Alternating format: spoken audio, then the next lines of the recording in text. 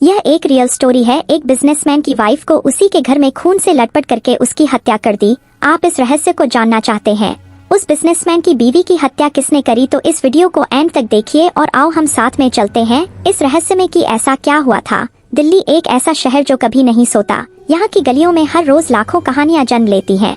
उन्हीं में से एक कहानी है रितेश वर्मा की, एक सफल बिजनेसमैन जो अपनी जिंदगी में हर खुशी को पा चुका था, लेकिन उसकी जिंदगी में एक ऐसा मोड़ आया जिसने सब कुछ बदल कर रख दिया। रितेश वर्मा दिल्ली के प्रमुख बिजनेसमैन में से एक, अपनी पत्नी अनामिका और बेटी सिया के साथ सुखी जीवन बिता रहा था। एक सुबह जब रितेश अपने ऑफिस जाने की तैयारी कर रहा था, तभी अनामिका ने उसे याद दिलाया कि शाम को उन्हें एक पार्टी में जाना है। रितेश ने वादा किया और ऑफिस के लिए निकल पड़ा। शाम को रितेश और अनामिका ने पार्टी में पार्टिसिपेशन की। पार्टी में सब कुछ सामान्य था, लेकिन रितेश के मन में एक अजीब सी बेचैनी थी। वह बार बार अपनी घड़ी देख रहा था। पार्टी खत्म होने के बाद वे दोनों घर लौट रात के लगभग 2 बजे रितेश की नींद अचानक खुल गई। उसने देखा कि अनामिका बिस्तर पर नहीं थी। वह उसे ढूंढने के लिए उठ खड़ा हुआ। रसोई में जाकर देखा, पर वहाँ भी कोई नहीं था। तभी उसे हल्की सी आवाज सुनाई दी। आवाज की दिशा में चलते हुए उसने देखा कि बाथरूम का दरवाजा खुला हुआ है और अंदर की लाइट जल रही है। रितेश ने बाथरूम का दरवाजा खोला और जो सीन उसने देखा, उससे उसके होश उड़ गए। अनामिका बाथरूम के फर्श पर खून से लथपथ पड़ी थी। रितेश ने तुरंत पुलिस को बुलाया। पुलिस ने सीन ऑफ इंसिडेंट की जांच शुरू की और इसे हत्या का मामला डिक्लेयर किया।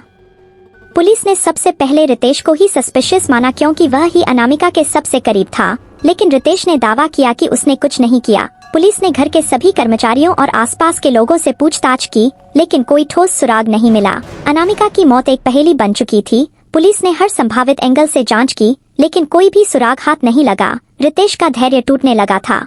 उसे यकीन हो चुका था कि पुलिस कुछ नहीं कर पाएगी। एक दिन रितेश को एक अनजान व्यक्ति से एक पत्र मिला। उस पत्र में लिखा था, अगर तुम अपनी पत्नी के कातिल को ढूंढना चाहते हो तो तुम्हें अपने अतीत में जाना होगा। रितेश ने सोचा कि यह पत्र किसने भेजा हो सकता है और उसमें क्या छिपा हो सकता है। रितेश ने अपने अतीत को खंगालना शुरू किया। उसने पाया कि उसका कॉलेज का दोस्त आर्यन, जो अब एक जाने माने जासूस था, उसकी मदद कर सकता है। रितेश ने आर्यन से संपर्क किया और उसे अपनी पूरी कहानी बताई।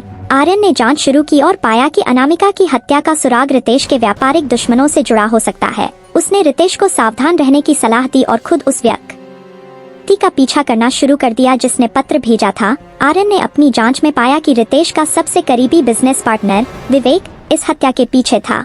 विवेक ने व्यापारिक दुश्मनी के चलते अनामिका की हत्या करवाई थी ताकि रितेश की जिंदगी बर्बाद हो जाए और वह उसके बिजनेस को हड़प सके।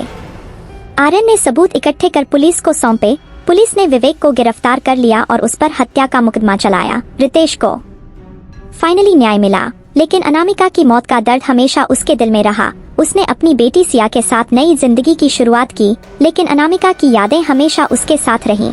दिल्ली की इस घटना ने साबित कर दिया कि सच्चाई चाहे कितनी भी गहरी क्यों न छिपी हो, वह एक न एक दिन सामने आ ही जाती है। रितेश ने अपने धैर्य और साहस से न केवल अपनी पत्नी के कातिल को खोज निकाला, बल्कि यह भी साबित किया कि न्याय हमेशा विजयी होता है। आपको कहानी और स्टोरी सुनना पसंद है तो हमारे चैनल को सब्सक्राइब करें और बेल आइकॉन दबाएं।